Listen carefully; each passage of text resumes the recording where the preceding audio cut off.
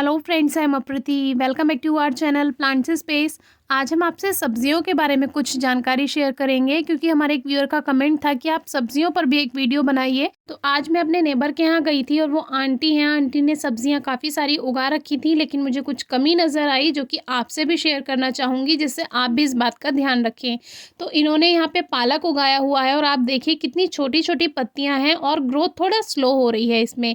ऐसा इसलिए है क्योंकि आंटी ने जब ये ग्रो किए थे तब उन्होंने मिट्टी की गुड़ाई करके ऐसे ही बीज डाल दिए थे पालक के।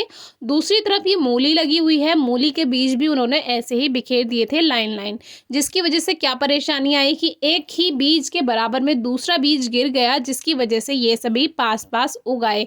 जब भी आप मूली ग्रो करते हैं या पालक ग्रो करते हैं तो थोड़ा दूर दूर उनको स्प्रिंकल कीजिए।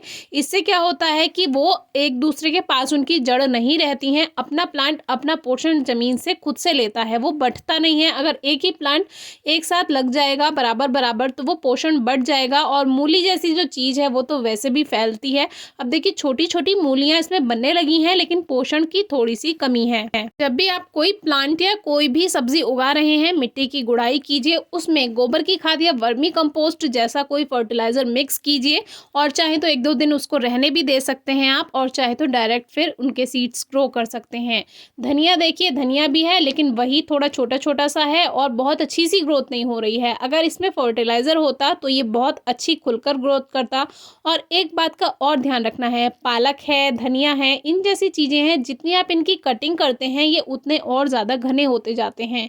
तो एक बार जब पत्तियाँ थोड़ी बढ़ जाएं तो एक बार इनकी हार्वेस्टिंग कर लीजिए, उससे जो न्यू ग्रोथ होगी वो और भी ज़्यादा अच्छी होगी। अब देखिए ऊपर से आपको दूर से देखने में पता चल रहा होगा कि कितने छोटे छोटे प्लांट्स हैं। ये इसी वजह से हैं, एक दो प्लांट्स इसमें हेल्दी हैं जो सिंगल प्लांट अलग लगा हुआ है, लेकिन इसमें खाद की कमी है। अब मिट्टी देखिए, ये बालू मिट्टी है, लेकिन बालू मिट्टी एक टाइम के बाद जाकर थोड़ी सी हार्ड हो जाती है। अंदर सॉफ्ट है ये, लेकिन ऊपर से एक लेयर इसकी काफ़ी टाइट हो जाती है। इतनी हार्ड सॉइल होने की वजह से रूट्स नहीं फैल पाती हैं, और वैसे भी पालक, धनिया, इनकी रूट्स काफ़ी सॉफ्ट होती हैं। इसीलिए मिट्टी की गुड़ाई करके पहले क्यारी तैयार करना ज़रूरी है, खाद मिलाना ज़रूरी है। उसके बाद भी आपको लगभग 25 दिन बाद उसमें मिट्टी की गुड़ाई करने की ज़रूरत नहीं है, क्योंकि फिर प्लांट्स बेकार हो जाएंगे।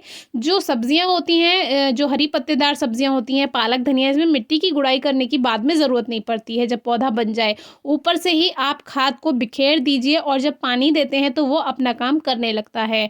और मूली के पौधे अलग अलग भी लगाए हुए हैं, और ये है बंद गोभी। बंद गोभी के बीज उगाना बहुत ही ज़्यादा आसान है। कुछ ऐसी सब्जियां हैं जो बहुत आसानी से उग जाती हैं, जिनमें से एक बंद गोभी भी है। अब देखिए इसमें भी खाद की कमी है। तो खाद की कमी होने पर फ्रूटिंग प्लांट्स, वेजिटेबल प्लांट्स या फ्लावरिंग प्लांट्स थोड़ी स्लो ग्रोथ करते हैं, और उसमें रिजल्ट उतना ज़्यादा अच्छा नहीं मिल पाता है जितना मिलना चाहिए। अब ये कुछ सरसों भी बिखेरी हुई है, सरसों तो बहुत जल्दी से ग्रो हो जाती है। और ये सारी सब्जियां मैंने भी ग्रो करके देखी हैं बचपन में, जब मेरे दादाजी थे तब उनके सामने मैंने बहुत सारी सब्जियाँ ग्रो की हैं, और मुझे बहुत ज़्यादा अच्छा लगता था अपना वेजिटेबल गार्डन। अब देखिए ये जो इसमें पत्तियों में सफ़ेद सफ़ेद है, ये लीफ माइनर होता है। ये आप टाइम टू टाइम हटाते रहें, चाहे आपके फ्लावरिंग प्लांट्स हैं, चाहे आपके फ्रूटिंग प्लांट्स हैं, और चाहे वेजिटेबल प्लांट्स हैं। इससे आपके प्लांट बेकार होंगे, पत्तियां बेकार होंगी, तो वो सही भी नहीं है। तो ये टाइम टू टाइम हटाते रहिए। ये कुछ और जगह पर बंद गोभी लगी हैं, अब देखिए इन्हें थोड़ा खाद मिल गया होगा तो ये ज़्यादा अच्छी ग्रोथ कर रही हैं, और धीरे धीरे इनका जो मेन बॉल होता है इस तरह से वो बनना तैयार हो जाएगा कुछ ही टाइम बाद। क्या बात का ध्यान रखना है आपको, एक तो जब क्यारी तैयार करें, बीज बोने से पहले ही उसमें खाद अच्छे से मिक्स करें, मिट्टी की गुड़ाई करके लगभग 3-4 इंच तक गहराई तक अच्छे से गुड़ाई करके उसमें खाद मिलाएं। दूसरी बात, हर 20 से 25 दिन में खाद ज़रूर दीजिए, वो भी देसी खाद, क्योंकि सब्जियां हैं तो सब्जियों को देसी खाद ही देना चाहिए, कोई केमिकल फर्टिलाइज़र यूज़ ना करें।